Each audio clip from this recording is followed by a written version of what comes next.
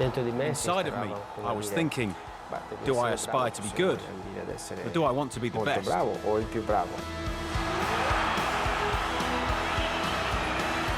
I couldn't believe that it was true. Winning a Scudetto in that way was incredible.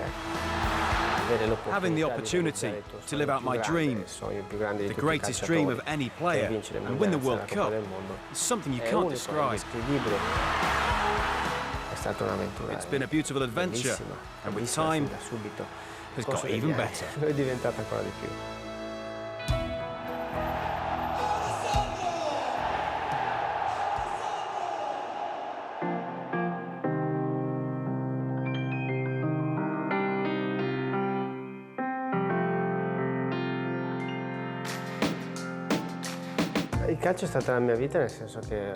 Football has been my life since I was a kid. In every moment of the day, I was always thinking about football, even at school, although I shouldn't say that. And then this turned into a job, going through different phases. First, my town's team, then at Padova FC when I was 13 until I was 18, which was when I joined Juventus, and then onto my last experiences.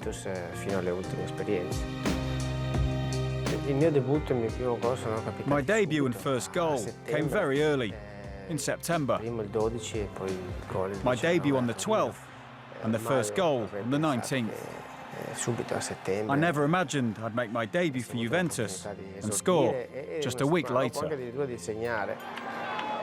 In the summer of 1994, Juventus won the race to appoint the much-coveted Marcello Lippi as their new manager. For Alessandro Del Piero, it would be a season he would never forget. The second season was probably one of my best years overall. The first experiences are always the best ones, and that season ended with our first championship for 9 years. In September 1994, I found this talented youngster who had made his debut with Trapattoni a year earlier. He'd only played 1 or 2 games, so I'd already heard about this great young player we had in the squad. I started as the 4th striker and had some real marquee names in front of me. In attack, we had either Vialli, Ravanelli and Baggio, or Vialli, Ravanelli and Del Piero. In the final part of the season, which was when we won our title, the attacking lineup was Vialli, Ravanelli and Del Piero. One of the most important and best goals I scored came on the same day. It was the home match against Fiorentina, who at that time were top of the league.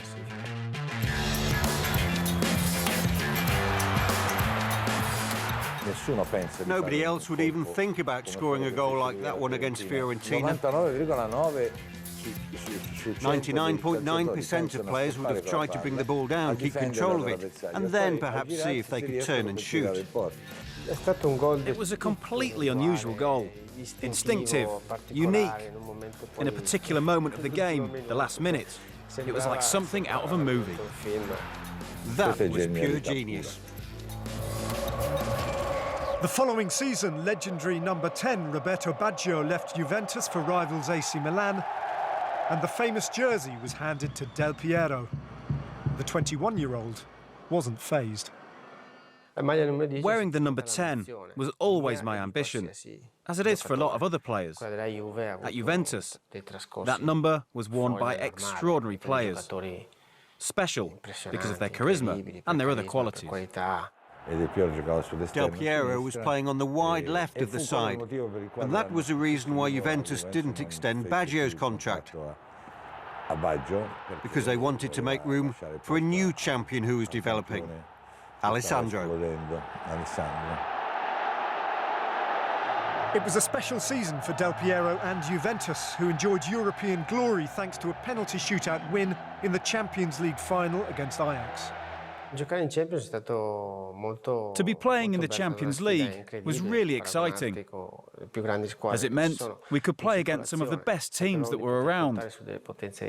We knew that we had great potential, and that year we ended up having a fairy tale journey, because we went on to win only the second ever European Cup for Juventus. So obviously, it was a historical moment. Along the way to the final, Del Piero developed a trademark goal from an area that became known as the Del Piero zone.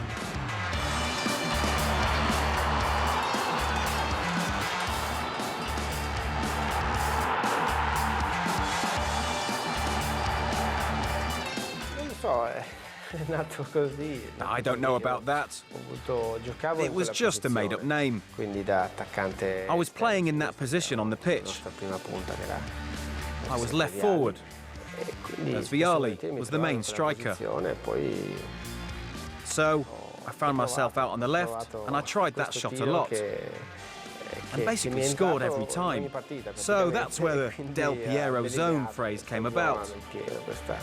It was a move that came really easily to me.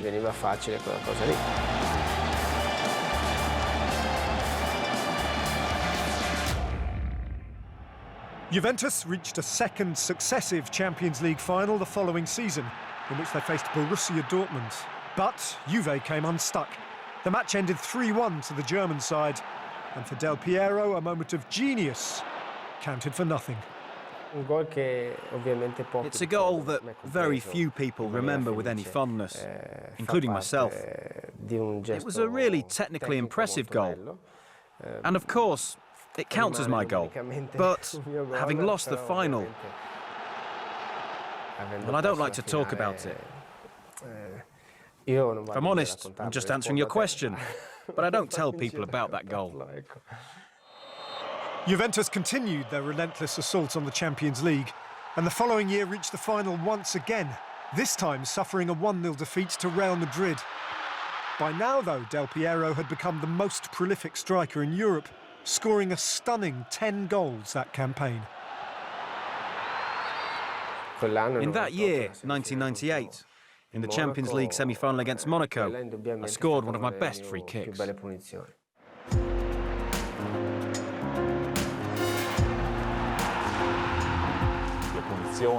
Free kicks were, and always have been, his trademark.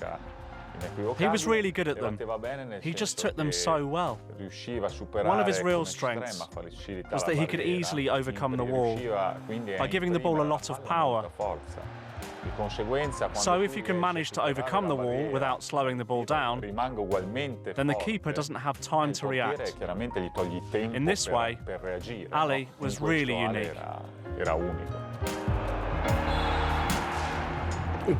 Free kicks have always fascinated me since I was a kid. The greatest players in the past always used to score free kicks. So inside of me, I was thinking, do I aspire to be good? Or do I want to be the best? By 1998, Del Piero was regarded as one of the best players on the planet. But on November the 8th, the eve of his 24th birthday, his entire career was suddenly in the balance. He basically tore his knee apart.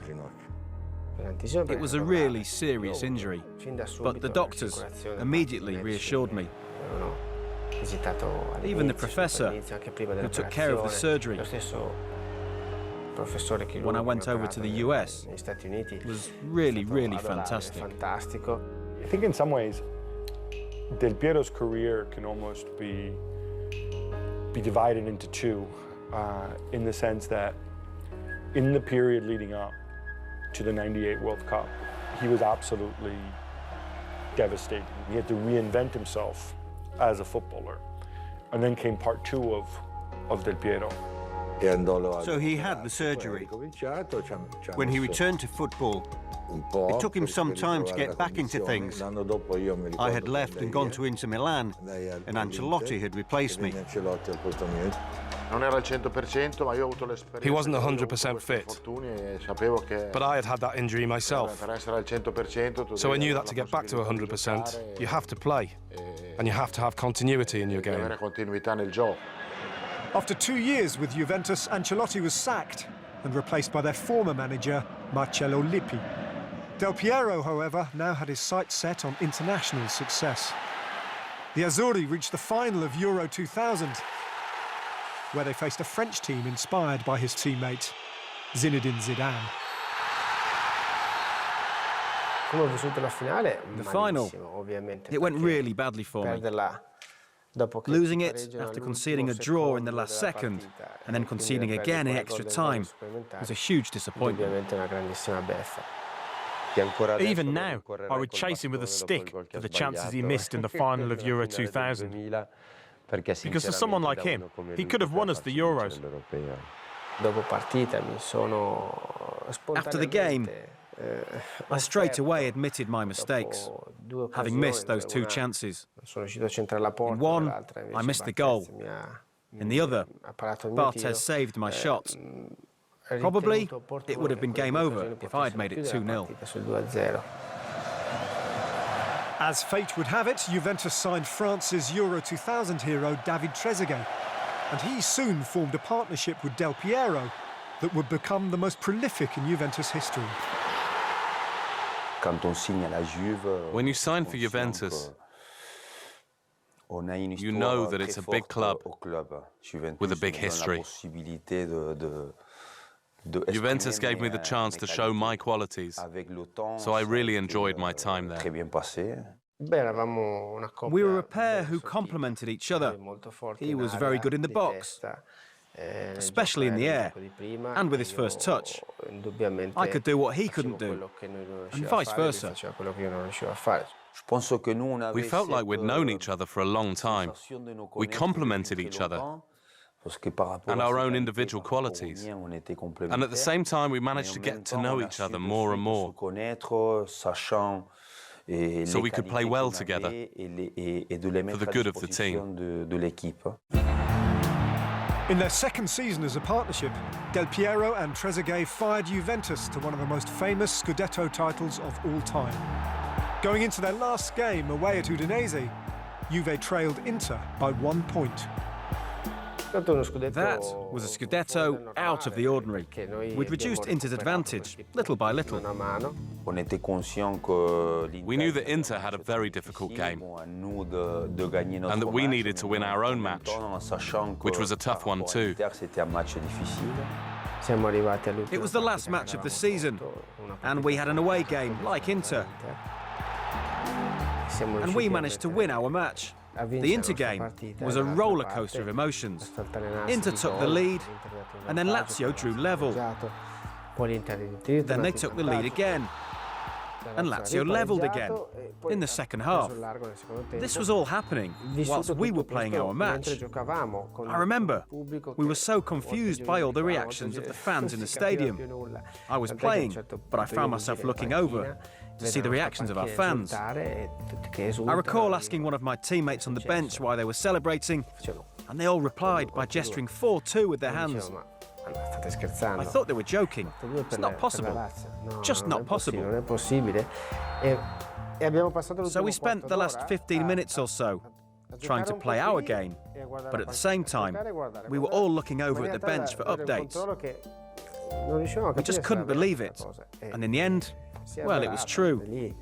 Winning a Scudetto in that way was just unique. After consecutive titles in 2002 and 2003, the following year Lippi became the Italian national manager, with Fabio Capello replacing him at Juventus. In his first season, Capello guided Juve to their 28th Scudetto, defined by a crucial win in Milan, thanks to a historic goal. In my mind, I will always remember the match between AC Milan and Juventus. Alex performed a unique move that meant I scored with a header. It was a goal that basically gave us the title that season. That's an image that's in the memory of nearly every single Juventus fan. Under Capello, Juventus were very strong, and we could have won more. But after those 2 seasons, something unexpected happened. We were relegated to Serie B, and we received a heavy points deduction.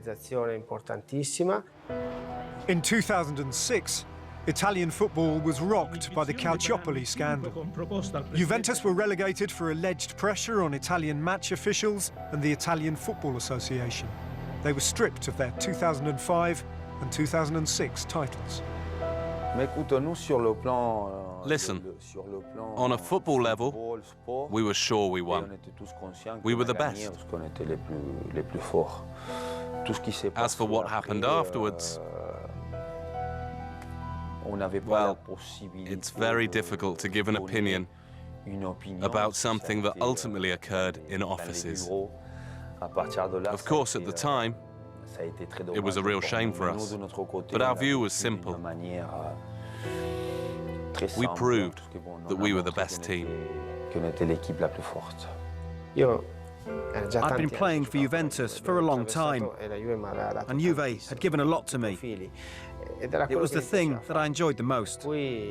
That's why I decided to stay during the most difficult moment in the club's history. For me, it was just the right thing to do. I wanted to help Juve get back to the place where it was supposed to be. For the Italian national side, the scandal overshadowed their preparation for the 2006 FIFA World Cup in Germany.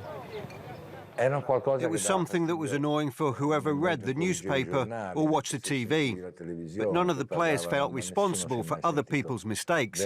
This wasn't our fault. It was a strange World Cup for me, as I started most of our games on the bench. But it was a World Cup where I felt, and we all felt, important and united.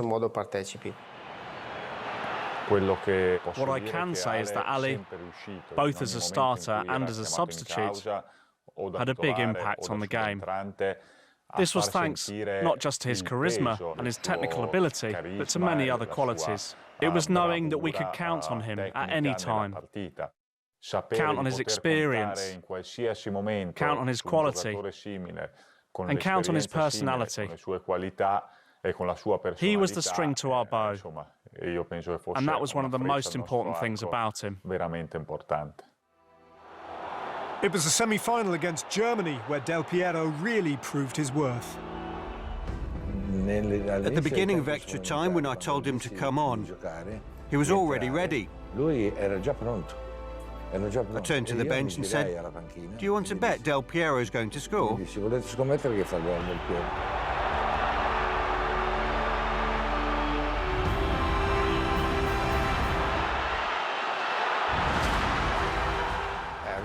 To have played and scored in such a historic game as the semi-final was the most emotional and incredibly beautiful moment. It blew my mind. Of course, the goal against Germany and his celebration afterwards. That was something tremendously emotional to see. A man who in a single moment can express all of his joy and at the same time all of his anger at coming on the pitch perhaps a little later than he had expected. That's the reason why that moment was so moving. That victory set up a World Cup final against France. The match finished 1-1 after 120 minutes, and so it went to penalties. At the end of the game, every player was looking at me. Everybody was ready to take a penalty and win the World Cup. I picked Pirlo, Materazzi, then Del Piero. Then there was De Rossi, who was supposed to take the fourth, but he said he could take the third.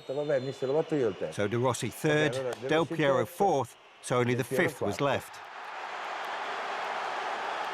I looked around. I didn't know who to pick. And I had a moment of inspiration. Grosso, take the fifth. You're the man of the last minute, so you take the penalty. OK, I'll take it, he said. When it's meant to be, it's meant to be.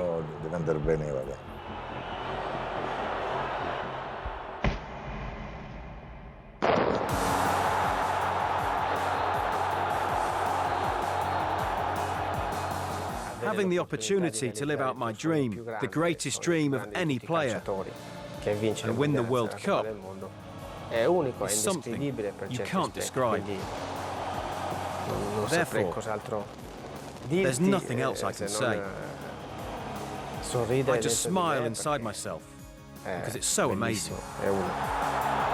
Weeks after winning the World Cup, Del Piero returned to Juventus and a very different challenge in Serie B. After the World Cup, we started a new era for Juve.